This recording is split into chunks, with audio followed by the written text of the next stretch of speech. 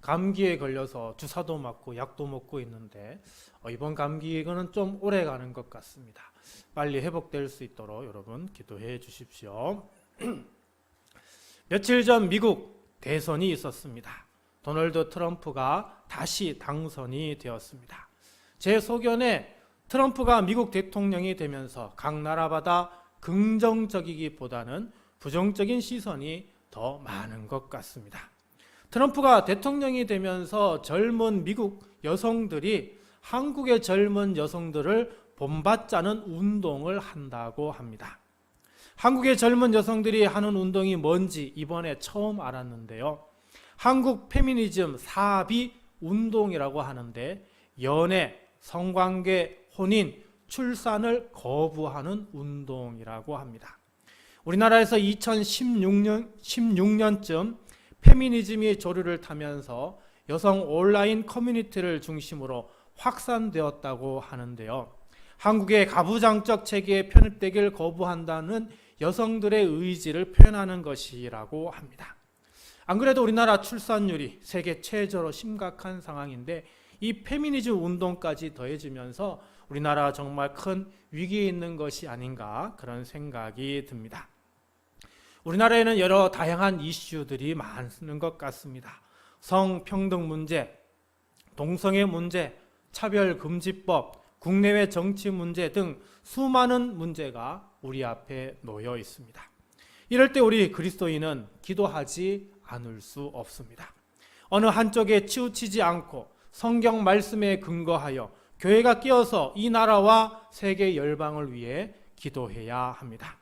모든 것이 합력하여 선하게 이루어지도록 하나님의 뜻이 이루어지도록 우리는 기도해야 하겠습니다.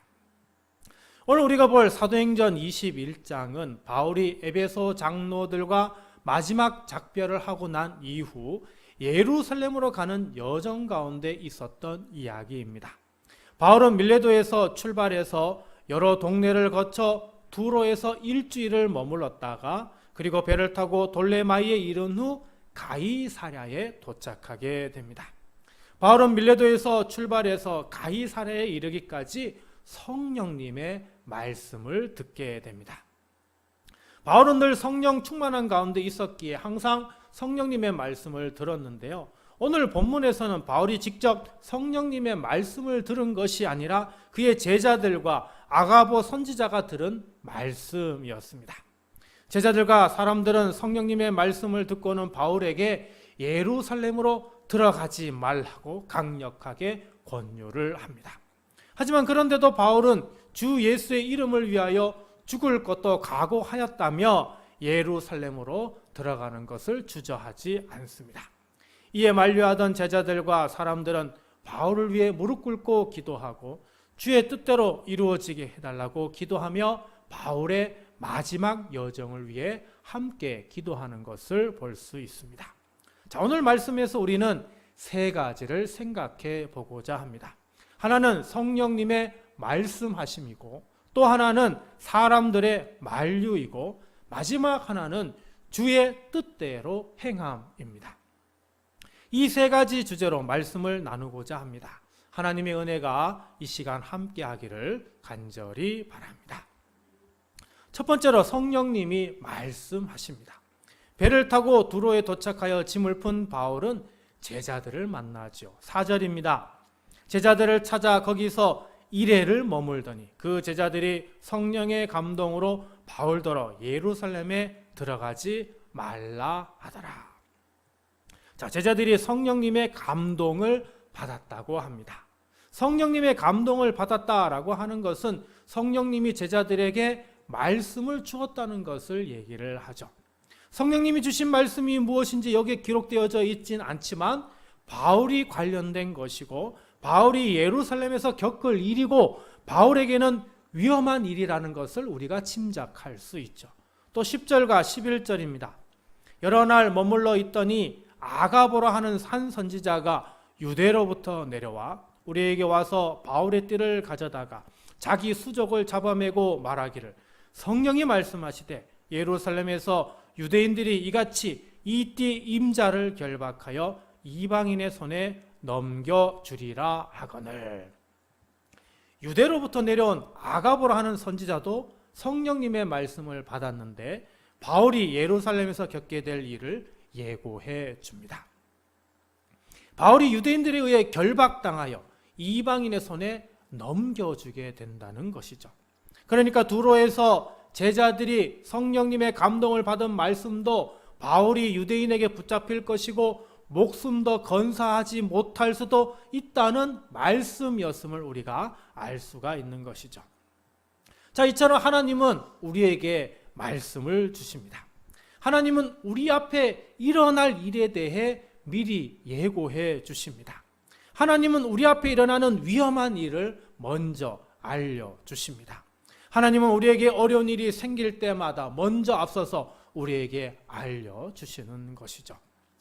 하나님은 롯이 위험에 처해 있음을 아브라함에게 먼저 알려주셨습니다. 아브라함의 조카 롯이 살고 있는 소돔과 고모라는 그 죄악이 심히 무거웠다라고 성경은 기록합니다. 그래서 하나님께서 불과 유황으로 심판하시기로 작정하셨죠. 하나님은 그의 천사를 소돔과 고모라에 보내기 전에 그의 아브라함에게 먼저 만나게 하여 주십니다. 그리고 소돔과 고모라를 심판하실 것을 미리 언지를 주시죠. 아브라함은 천사의 말을 듣고 어떻게든 롯을 살리기 위해 하나님께 기도하게 됩니다. 주께서 의인을 악인과 함께 멸하려 하시나이까. 아브라함의 기도에 하나님이 응답하시죠. 의인 50명이 있다면 그들을 위하여 온 지역을 용서하리라. 의인 45명을 찾으면 멸하지 아니하리라. 의인 40명으로 말미암아 멸하지 아니하리라. 의인 30명을 찾으면 그러하지 아니하리라. 의인 20명으로 말미암아 그리하지 아니하리라. 의인 10명으로 말미암아 멸하지 아니하리라. 이처럼 아브라함은 위험에 처한 조카 롯을 구하기 위하여 하나님께 중보 기도를 드렸습니다. 아브라함의 이 기도 덕분에 조카 롯은 소돔과 고모라를 멸하러 오는 천사들을 직접 만나 대접함으로 구원을 받을 수 있게 되었죠. 물론 롯의 아내는 소돔과 고모라를 빠져나오던 중 뒤를 쳐다보다 그만 소금 기둥이 되고 말았지만요. 이처럼 하나님은 우리에게 위험을 미리 알려주시고 우리가 그 위험에 대처하시길 원하십니다. 그러면 우리가 어떻게 해야 하나님의 도움을 받을 수 있을까요? 성령님이 말씀하시는 걸 들을 준비가 되어 있어야 합니다. 성령님이 말씀하시는 걸 들을 준비가 되어 있지 않다면 아무리 말씀하셔도 우리는 들을 수가 없습니다. 그러면 성령님이 말씀하시는 것을 듣기 위해 우리는 어떻게 해야 할까요? 기도해야 합니다. 기도밖에 없습니다. 성령님이 우리와 함께 하시도록 기도해야 합니다. 성령님이 우리 안에 거하시도록 기도해야 합니다. 성령님이 우리 안에 충만하도록 기도해야 하는 것입니다. 그래서 우리는 매일 이렇게 기도해야 합니다. 먼저 아침에 일어나 우리는 기도할 수 있습니다. 오늘 하루 성령 하나님 함께하여 주옵소서. 집을 나서서 학교로 가면서 직장에 출근하면서 우리는 기도할 수 있습니다. 성령 하나님, 오늘 우리가 움직이는 동안, 우리가 활동하는 동안 우리를 안전히 지켜 주옵소서. 학교에 있든지 직장에 있든지 일터에 있든지 우리가 어떤 일을 하든지 우리는 기도할 수 있습니다. 하나님, 우리가 하는 이 모든 일 가운데 어려움 당하지 않도록 우리와 함께하여 주옵소서. 여행을 계획하면서 먼 타지로 가면서 우리는 기도할 수 있습니다. 모든 여행이 순탄하게 하시고 각종 위험에서 우리를 지켜주시고 성령 하나님의 보살핌으로 안전하게 돌아오게 하여 주옵소서. 어떤 분은 그러죠. 꼭 그렇게까지 기도해야 하나요? 네, 이렇게까지 기도해야 합니다. 하나님을 믿는 사람이라면 이렇게 우리의 모든 일순간을 맡기며 기도해야 하는 것이죠. 위험은 한순간에 옵니다. 그 모든 위험을 잘 대처하기 위해서는 항상 성령 하나님이 우리에게 주시는 그 말씀에 귀를 기울여야 하는 것이죠. 오늘 주보에 있는 예와 하나님의 때를 읽어보시면 우리에게 왜 기도가 중요한지를 다시금 또 한번 생각해 볼 수 있는 것 같습니다. 사랑하는 성도 여러분, 성령 하나님께 도움을 구하시고 성령님의 도우심을 받아 모든 위험을 뿌리치시고 살아가는 저와 우리 모두가 되길 간절히 바랍니다. 두 번째로 사람들의 만류입니다. 다시 4절 볼까요? 제자들을 찾아 거기서 이레를 머물더니 그 제자들이 성령의 감동으로 바울더러 예루살렘에 들어가지 말라 하더라. 자, 성령님의 말씀을 받았더니 바울이 어려움에 직면할 거라는 그런 예고였죠. 그러니 이 제자들이 어떻게 해요? 바울을 걱정하지 않을 수가 없습니다. 그래서 바울에게 예루살렘에 들어가지 말라고 아주 그렇게 권유를 하게 되는 것이죠. 예루살렘에 가서 잡히는 것보다 차라리 지금 바울이 하고 있는 이방 선교를 하는 것이 훨씬 더 낫다는 것이 제자들의 생각이었던 것이죠. 왜냐하면 제자들의 관점에서 보면 바울은 정말 대단하고 위대한 사람이었습니다. 일단 하나님의 말씀, 율법, 그 다음에 선지서, 이 모든 것에 능통한 사람이었기 때문입니다. 예수님이 메시아이심을 과거에 있는 하나님의 말씀을 통해 밝히 알릴 수 있는 정말 몇 안 되는 사람이었기 때문입니다. 예수님께서 왜 바울을 선택하셨겠습니까? 예수님의 12제자가 아닌 바울만이 할 수 있는 일이 있었기 때문입니다. 예수님의 12제자는 사실 교육받지 못했습니다. 그래서 예수님이 메시아이심을 밝힐 근거를 체계적으로 만들 수 있는 그런 제자는 없었죠.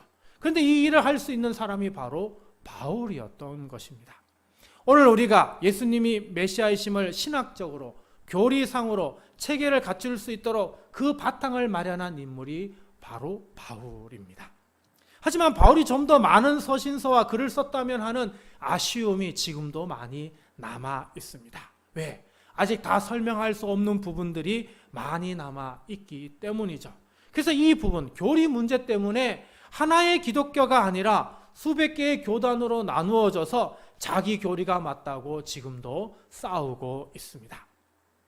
바울이 지금 해야 할 일이 아직도 많은데, 바울이 정말 할 역할들이 정말 차고 넘치는데, 예루살렘에 갔다가 문제가 생기면 바울만이 할 수 있는 일을 또 누가 할 수 있겠느냐 걱정하며 만류하는 것이 바로 이 제자들의 지금 모습인 것이죠. 제자들의 만류는 바울을 정말 걱정해서 하는 말이며 악한 영이 주는 나쁜 마음에서 나오는 말은 전혀 아닌 것입니다. 이 모습을 보면 예수님과 베드로의 모습이 또 중복됩니다. 예수님께서 순환을 예고하시지요. 마가복음 8장 31절입니다. 인자가 많은 고난을 받고 장로들과 대제사장들과 서기관들에게 버림받아 죽임을 당하고 사흘 만에 살아나야 할 것을 비로소 그들에게 가르치시되. 인자, 즉 예수님이 많은 고난을 받으시게 된다는 겁니다. 장로들, 대제사장들, 서기관들에게 잡혀 결국 죽임을 당하실 거라 말씀합니다. 물론 사흘 만에 다시 살아나실 것을 말씀하시지만 부활하신다는 예수님의 그 말씀을 제자들은 도무지 이해할 수 없었습니다. 2000년이 지난 지금도 죽은 사람의 부활을 이해하기 참 어렵다고 하는데 당시 제자들은 이 예수님의 말씀을 받아들일 수가 없었겠죠. 그때 베드로가 어떻게 행동합니까? 마가복음 8장 32절입니다. 드러내놓고 이 말씀을 하시니 베드로가 예수를 붙들고 항변하매. 베드로가 예수님을 붙들고 항변했다고 합니다. 항변은 어떤 일을 부당하다고 여겨 따지거나 반대하는 뜻을 주장하는 것인데, 이 항변은 윗사람이 아랫사람에게 하는 것을 의미합니다. 즉 베드로가 예수님을 마치 자기 아랫사람처럼 꾸짖으며 절대 붙잡혀 죽어서는 아니 된다고, 절대 죽게 내버려 두지 않겠다는 것을 아주 강력하게 이야기하고 있음을 얘기를 하고 있죠.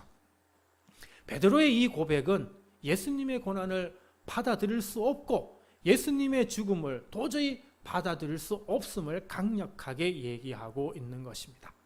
예수님의 부르심에 예수님의 제자가 되어 3년 동안 동고동락하면서 예수님과 수많은 일을 겪었고 예수님의 말씀을 들으며 하나님의 그 뜻이 무엇인지 조금씩이나마 이제 이해하고 있는데, 앞으로도 쭉 이렇게 예수님과 함께하며 하나님의 뜻을 이해하며 멋지게 살고 싶은데 지금 예수님께서 순환과 죽음을 말씀하시니 도저히 받아들일 수 없었던 것입니다.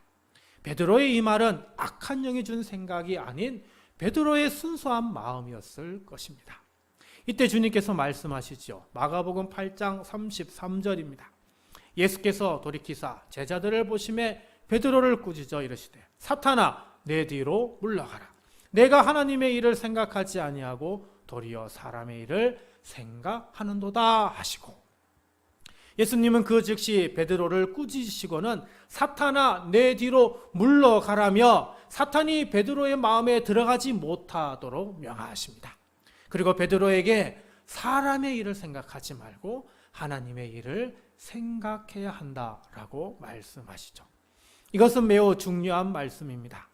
우리는 하나님의 뜻, 하나님의 생각에 전혀 관심이 없을 때가 많습니다.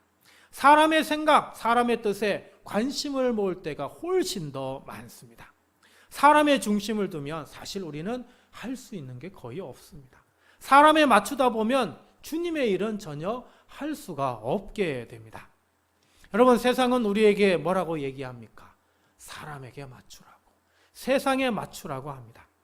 그러면서 적당히 신앙생활 하면 되지 신앙이 전부가 아니라고 말합니다. 여러분, 그렇게 생각하시나요? 적당히 신앙생활 해도 될까요? 하나님의 뜻과 생각에 맞추기보다 사람과 생각에 맞추며 신앙생활도 적당히 하면 될까요? 사람에 맞추고 세상에 맞추면서 정말 신앙생활 잘할 수 있을까요? 그렇지 않습니다. 많은 그리스도인이 사람에 맞추고 세상에 맞추다가 결국 신앙을 포기하고 말았습니다. 그 많던 기독 인구가 얼마나 감소했는지 모릅니다. 세상에서 얘기하는 대로 사람에 맞추고 세상에 맞추다 보니 기독 인구가 급격하게 줄어들고 말았습니다.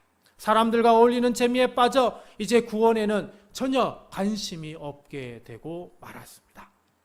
사랑하는 성도 여러분, 여러분은 어떤 선택을 하시렵니까?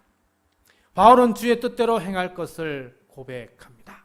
4절에서 제자들이 성령의 감동으로 바울더러 예루살렘에 들어가지 말라고 했을 때 바울은 어떻게 행동합니까? 5절입니다.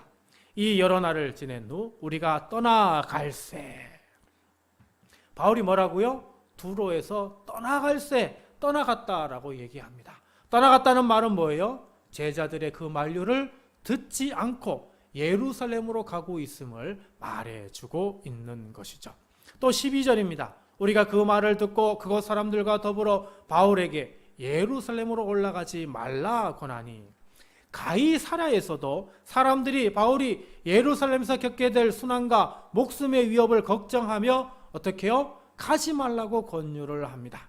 이때 바울이 어떻게 얘기합니까? 13절입니다. 바울이 대답하되 여러분이 어찌하여 울어 내 마음을 상하게 하느냐? 나는 주 예수의 이름을 위하여 결박당할 뿐 아니라 예루살렘에서 죽을 것도 각오하였노라 하니, 나는 주 예수의 이름을 위하여 결박당해야 한다면 결박당하겠다고 말합니다. 주 예수의 이름을 위하여 예루살렘에서 죽어야 한다면 죽을 것도 각오하였다라고 고백하고 있습니다. 정말 놀라운 믿음이 아닐 수 없습니다. 여러분, 바울도 고민하지 않았겠습니까? 예루살렘에서 붙잡혀 험한 꼴을 당하기보다는 아직 해야 할 일이 많은 이방 선교에 집중하고 싶지 않았겠습니까?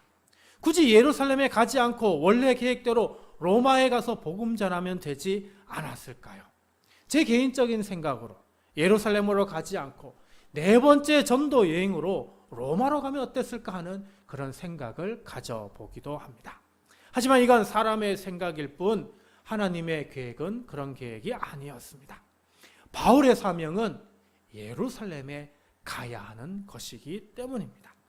예루살렘에 들어가면 유대인에게 붙잡혀 이방인에게 넘겨진다라고 하는 것은 바울 보고 예루살렘에 들어가지 말라고 하는 그런 말이 아닙니다.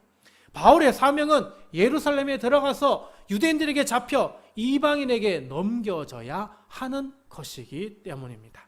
그것이 비록 험한 꼴을 당하고 위험한 일이어도 바울이 감당해야 하는 주의 뜻, 주의 사명이었던 것입니다. 그래서 바울은 사람들에게 나는 주 예수의 이름을 위하여 결박당할 뿐 아니라 예루살렘에서 죽을 것도 각오하였노라 라고 고백할 수 있었던 것입니다. 사랑하는 성도 여러분, 주의 뜻이라면 순종하실 수 있으시겠습니까? 주의 뜻이 우리에게 고난이요 역경이라도 순종하실 수 있으시겠습니까? 이것은 누구나 할 수 있는 일이 아니요 아무나 할 수 있는 일이 아닙니다. 교회를 개척한다는 것 누구나 할 수 있는 일이 아닙니다. 교회를 개척하는 것 아무나 할 수 있는 일이 아닙니다. 저도 어떻게 교회를 개척했는지 솔직히 지금도 잘 모르겠습니다. 지금 돌이켜보면 저 자신이 정말 미친 것이 아닌가라는 그런 생각이 들기도 합니다. 그때는 정말 자신 있다는 그런 자신감이 있었는데 제 의지가 아닌 성령님의 이끄심이 아니면 사실 할 수 없었던 일이었습니다. 개척하고 몇 개월 후면 바닥날 자금 때문에 정말 눈물 흘리며 기도할 수밖에 없었는데요. 몇 개월이 뭡니까? 지금까지 8년이라는 세월 동안 이렇게 예배할 수 있는 것 성령님이 함께 하셨기 때문입니다. 우리 교회가 이처럼 성령님이 도우시는 교회인데 말이죠. 사람들이 뭘 몰라서 한 번만 오고 안 오는 분이 참 많이 있습니다. 성령님이 함께하는 우리 교회임을 안다면 꾸준히 열심히 함께 신앙생활하며 성령님의 도우심을 받을 텐데 하는 그런 안타까움이 많이 듭니다. 저는 우리 교회에 주님을 위하여 헌신하는 일꾼이 많아지길 기도하고 있습니다. 주님의 일이라면 죽을 것도 각오하면서 섬기실 분이 많아지길 기도하고 있습니다. 죽을 것도 각오한다는 것 정말 죽을 일이 있음을 말하는 게 아닙니다. 이런 마음가짐으로 주의 일을 해야 한다는 것이죠. 죽을 각오로 일하는 3가정이 필요하고 7가정이 필요하고 12가정이 필요하고 더 많은 가정이 필요합니다. 그래야만 우리 교회가 자립하여 주의 뜻을 이루어 갈 수 있습니다. 우리 함께 주의 사명을 감당할 수 있죠. 주의 일에 헌신하며 충성할 일꾼이 많아질 수 있도록 여러분 함께 기도해 주시기 바랍니다. 그러면 주의 뜻대로 주의 일을 하는 사람을 위해 우리는 또 어떻게 해야 할까요? 5절 끝에 말씀처럼 함께 무릎을 꿇어 기도해야 합니다. 또 14절 끝에 말씀처럼 주의 뜻대로 이루어지라 라고 기도해야 합니다.